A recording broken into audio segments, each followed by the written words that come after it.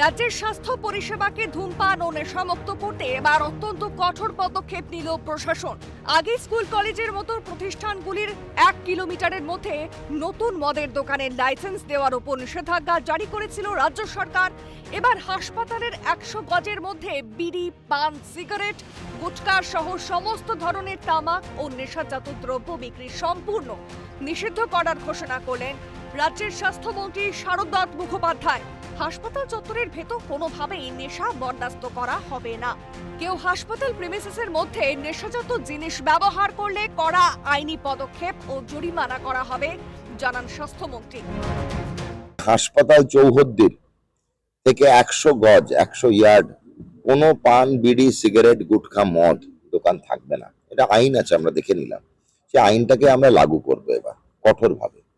হাসপাতালের মধ্যে গুটখা, পান, সিগারেট খাওয়া যাবে না। কেউ সেবন করলে ফাইন হবে। সরকারের এই সিদ্ধান্তকে স্বাগত জানিয়েছেন ছোট বড় ব্যবসায়ীরাও। অনেকেই জানিয়েছেন হাসপাতাল চত্বর একটি সংবেদনশীল জায়গা, সেখানে অসুস্থ রোগী ও তাদের স্বজনদের যাতায়াত থাকে, তাই আশেপাশে তামাকজাত দ্রব্য বিক্রি বন্ধ হওয়াটাই যুক্তিসঙ্গত। অনেক ব্যবসায়ী স্বতঃস্ফূর্তভাবে জানিয়েছেন প্রয়োজনে তারা নিজেরাই উদ্যোগ নিয়ে হাসপাতালের আশেপাশের দোকান থেকে এই ধরনের তামাকজাত সামগ্রী সরিয়ে নেবেন। হাসপাতালে না থাকাই ভালো।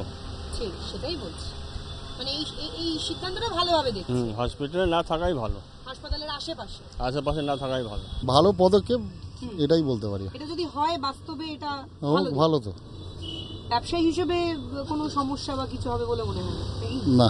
না করা তো অবশ্যই ঠিক, তবে বেশি দিন হয়নি দোকানটা আমার করা হয়েছে। এর আগে খাবারের দোকান ছিল, আচ্ছা এখন দেখতেই পাচ্ছেন এখনো কিছুই সেরকম সেটিং কিছুই হয়নি। না করাটা ঠিক, আপনাকে বলেন তো গুটকা বন্ধ করে দেবো, অসুবিধা নেই কিছু। গুটকা বিক্রি করতে এমন কিছুই নেই। মন্ত্রীর এই সিদ্ধান্তকেও সাধুবাদ। অবশ্যই অবশ্যই খুব ভালো জিনিস। এটা ভালোই আছে। কেন মনে এগুলো হচ্ছে? লোকে গেলে তো খাওয়া দাওয়া করবে, কত কি হয়ে যাবে, তাহলে ঠিক আছে, দূষিত হবে। তাহলে এই জন্য বলা। এটা ভালোভাবে দেখছেন, অসুবিধা হবে ব্যবসায়? কিচ্ছু হবে না অসুবিধা। স্বাস্থ্য দপ্তরের এই সিদ্ধান্তে খুশি রোগীর পরিবার। হাসপাতাল চত্বর নোংরা হয়ে থাকলে রোগ আরও সংক্রমিত হয়। হাসপাতালে সুস্থ পরিবেশ রাখা খুবই দরকার।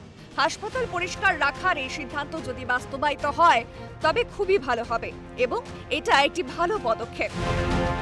এটা তো ভালো সিদ্ধান্তই, মানে জিনিসটা তো হলে হবেই, মানে ভালো জিনিসই হবে। আপনার এলাকা পরিচ্ছন্ন থাকবে, তো জিনিসটা ভালো।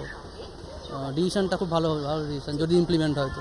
এটা ঠিকই আছে, হসপিটালকে পরিষ্কার পরিচ্ছন্ন রাখা তো ভালোই।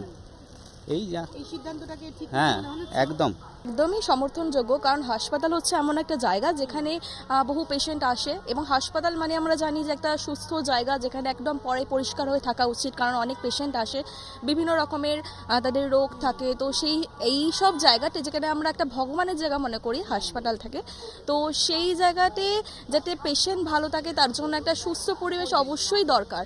তো এর জন্য এটা একদমই সমর্থনযোগ্য। এই সিদ্ধান্তকে সাধুবাদ জানাবেন? অবশ্যই সাধুবাদ জানাবো, কারণ একটা হাসপাতালের মতন জায়গায় যদি এই কাজটা হয় তো সেটা অনেকটাই ভালো, পরিষ্কার থাকা অনেকটাই উচিত। সত্যি হলে তো খুবই ভালো। এই কথাগুলো যেগুলো বলেছে ওনাদের বাস্তব রূপায়ণ করতে পারে খুবই ভালো হবে। আমাদের নিজেরা হেলথ কনসাস হতে চাই, স্বাস্থ্যের দিকটা আরো জোরদার দেয়, খুব ভালো হবে। রোগমুক্ত পরিবেশ গড়ে তুলতে চিকিৎসার পাশাপাশি প্রয়োজন সচেতনতার আলো। রাজ্যের স্বাস্থ্যমন্ত্রীর এই কঠোর অবস্থান এবং ব্যবসায়ীদের স্বতঃস্ফূর্ত সহযোগিতা কি পারবে হাসপাতাল চত্বরকে সম্পূর্ণ নেশামুক্ত করতে? উত্তর দেবে সময়। তবে এক সুস্থ ও পরিচ্ছন্ন আগামীর লক্ষ্যে এই পদক্ষেপ নিঃসন্দেহে প্রশংসনীয়।